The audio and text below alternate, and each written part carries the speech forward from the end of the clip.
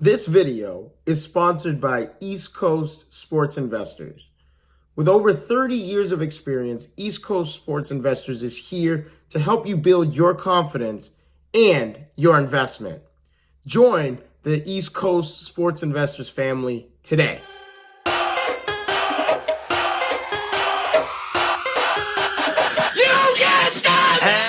What is going on, you guys? Sports Order Diesel back at you here with another episode as we will be previewing every single division here in the NFL. We're starting off with the AFC East, starting with the Buffalo Bills. Buffalo Bills, a phenomenal run game as of last season, averaging 5.2 yards a carry, over 140 yards on the ground per game. And this running game is only going to get better because they've added 1,000-yard running back Damian Harris along to the crew. And they've added new offensive guards in Connor McGovern and David Edwards. I expect similar numbers from the Buffalo Bills.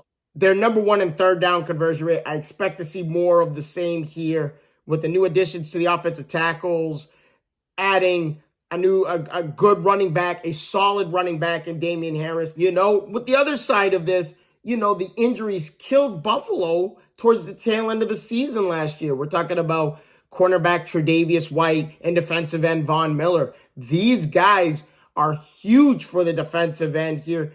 When Von Miller was not on the field, Buffalo averaged less than 2 sacks a game without Von Miller on the field. The biggest concern that I have for the Buffalo Bills is Josh Allen and how the way things ended last season, especially in the playoffs with their blunder against the Cincinnati Bengals, not discrediting Cincinnati and what they do on the field. But in all personal honesty, I was really expecting more out of Buffalo. I expected a Buffalo-Kansas City AFC title game, and we did not get that. And part of it was Josh Allen. 14 interceptions, 7 fumbles. Clearly the most in the NFL. And 5 of those interceptions were in the red zone. Unacceptable play on Josh Allen's part. Uncharacteristic of Josh Allen. Josh Allen is someone that we know as a quarterback to not only throw lasers across the field and downfield, but also taking care of the football. And last year, he regressed in that sense. And that is very, very shocking. But Buffalo, I have very high expectations of them, and I expect them to win this division this season. Moving on to the Miami Dolphins. And this is an interesting scenario for the Miami Dolphins here because of Tua Tagovailoa and the mishandling of his health. But when we look, Tua Tagovailoa helped lead Miami to the 6th most yards in the NFL. Tyreek Hill, Jalen Waddle, we know about the dynamic wide receiver duo of these two guys. They were phenomenal last year. When Tua threw to these guys, he had 25 touchdown passes to them to his 8 interceptions. Great numbers across the board. These guys get separation. These guys, and don't get me wrong, Tua's a very accurate thrower, especially downfield. He's very accurate throwing the football.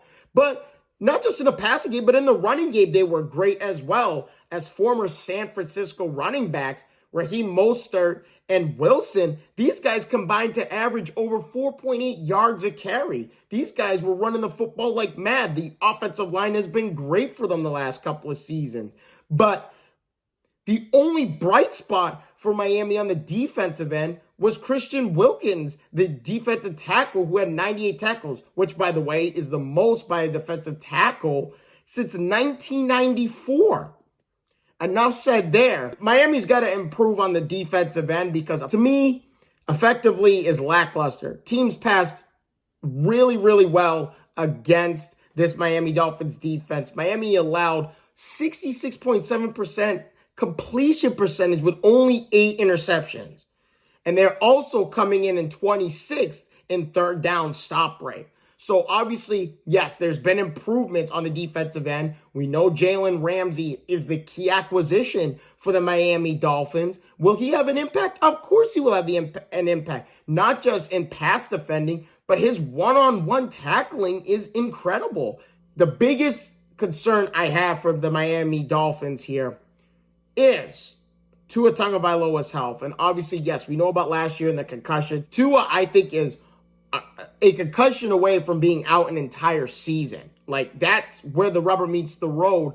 But yes, it also falls on Miami's doctors and that team there. They really struggled. They extremely struggled in handling his situation. They put him back out on the field. Tua Tagovailoa's health is going to be the key to Miami dethroning the Buffalo Bills in the AFC East. That is going to be the key here. Can Tua stay healthy for an entire season? Because the last 2 seasons, he has been unable to. And actually, since he's been in the league, he's been unable to. You have the hip issues. You've had the concussions. It's been a little bit of everything for Tua Tagovailoa, but can he stay healthy? Now we look to the New England Patriots. The only good thing about the New England Patriots is that they registered 54 sacks, obviously led by Matt Judon, who was, second, third overall last season in sacks. They only allowed 7 touchdowns, 7 offensive touchdowns, while scoring 7 defensive touchdowns. Special teams, unfortunately, was the bad side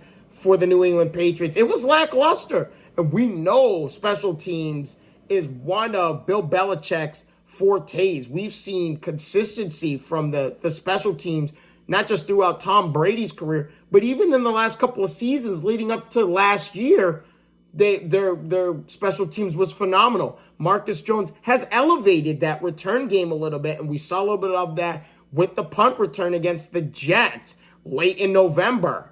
And then the kick return defense took a nosedive, and obviously, with the good and the bad, there's the complete ugly, and we know what the ugliness is of the New England Patriots, and that is the play calling. The play calling was atrocious. Matt Patricia, Joe Judge, god-awful. God-awful. I don't need to say much more there.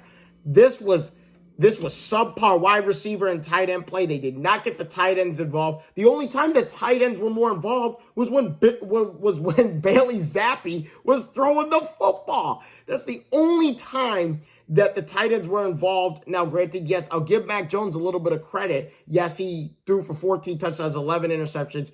Complete regression from what he had the season before. He's not as terrible as we think he is.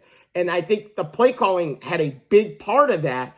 Now, like, when we look at outside numbers, 35% on third down, that is atrocious, which obviously is 28th in the NFL.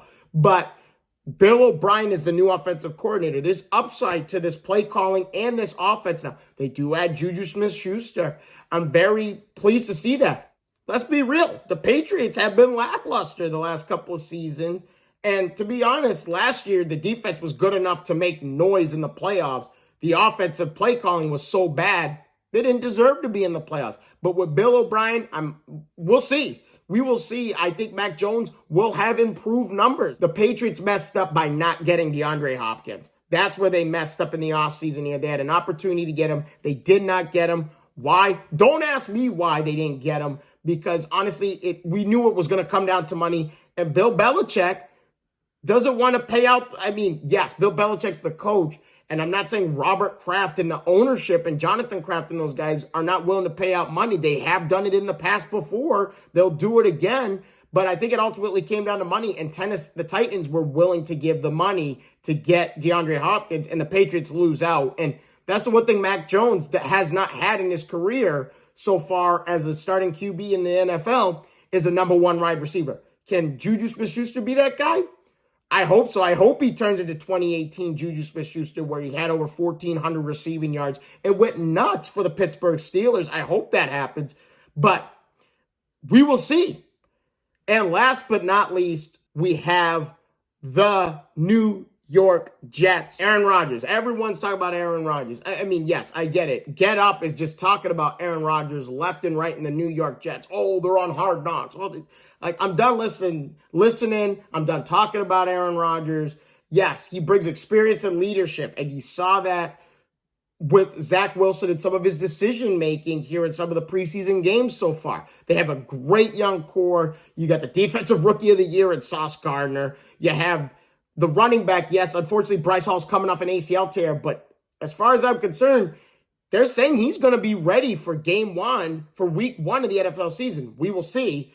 And then you have the offensive rookie of the year in Garrett Wilson. Great young core on offensive and defensive side of the football. The defense is the number one thing about the Jets, and that defense is coming, man. 4th in yards allowed, 3rd in passing yards allowed, 1st in passing touchdowns allowed, 3rd in yards per completion allowed. The list goes on and on about what that Jets defense does. They give up yards, but they don't give up points. The Jets offense has had its woes. Obviously, as of last year, they were 29th in scoring last year, 28th in third down percentage at 34.5%. Atrocious. That has to do with the whole thing with Zach Wilson as quarterback, and then Mike White came in. We don't have to worry about quarterback play. We don't have to worry about the offense because we know how well Aaron Rodgers spins the football and how well his accuracy is, his tight window accuracy. It's off the charts. 4-time MVP. We know what Aaron Rodgers brings to the table. Let's be real here. But will he bring this experience and this leadership and that knowledge of winning a Super Bowl? Is he going to drag these guys along with them? And so far, so good. Guys are responding well. They love him in the locker room. We will see how it plays out. When we look to my overall prediction on who wins this AFC East division, I have to go with Buffalo. Buffalo, I think, is going to win their 4th straight AFC East title. Miami's just got too many question marks on the defensive side of the football. Tua's health, obviously, the biggest aspect, the thing that affects football the most is injuries. And we see that every year, especially when all you guys who do fantasy football, you guys know what I'm talking about here. It's very difficult you can't predict injuries. And unfortunately, this hinders the game a ton. The game has gotten safer. They're doing a lot of great things there on that side. But to be personally honest, injuries is the biggest thing with the Dolphins. To me, the Jets are up in the air in my personal opinion. Yes, great young core of guys, great young talent coming up. You got Aaron Rodgers, you got McCole Hardman, you got all these other acquisitions here. Will Aaron Rodgers bring those guys along with him and ultimately contend for a Super Bowl?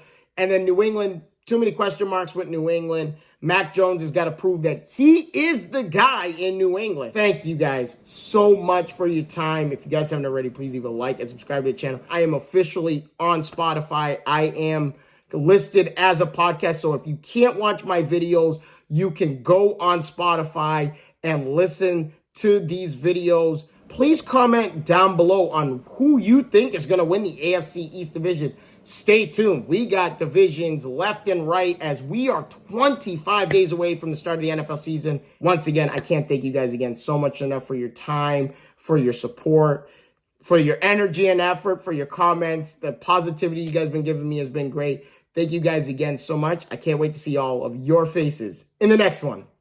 Deuces.